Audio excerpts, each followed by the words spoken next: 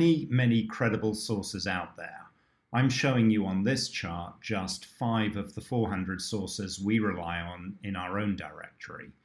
And every one of them provides valuable data that can help build a comprehensive view of an individual provider. We've yet to find the perfect source, though. All of the sources we rely on have weaknesses in relation to our own goals. Now, please don't get me wrong. When I talk about weaknesses, I'm not criticizing the quality of any of these sources. Each source was built with a specific purpose, and in most cases, they address that purpose really well. But none of them were ever intended to be the definitive provider directory, which means we ourselves have to combine data from lots of different places. Take NPES. NPES is the NPI directory, and this, as probably you all know, was built to issue provider IDs. And we see this as the absolute best source to match a person with an NPI number. And it's as complete as they come. It's got over 5 million people listed within that directory. But in truth, it's not updated very often. We just looked at the frequency that the data is updated by individual providers and found that the average provider entry was last updated 117 months ago. That's nearly 10 years.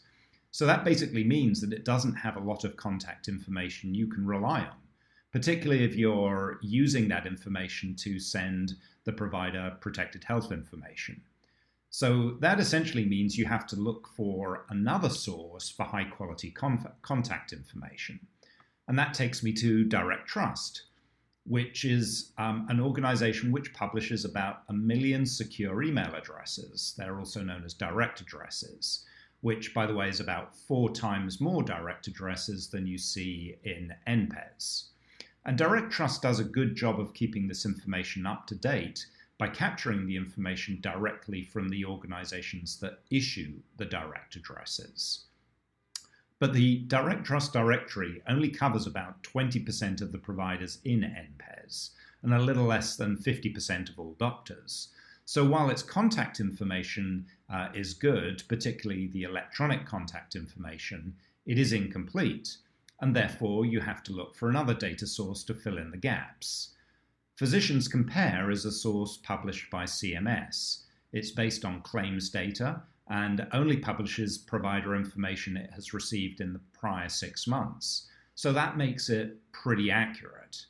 And since almost all doctors submit claims to CMS, it's very comprehensive.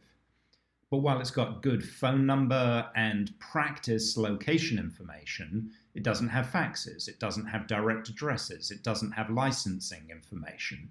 So you have to look to other sources like hospital systems and medical boards to fill in those gaps. The moral of this story is that any directory is going to need to pull information from many, many sources and then combine pieces from each of those sources to build a good picture of each individual provider. But that process is not easy.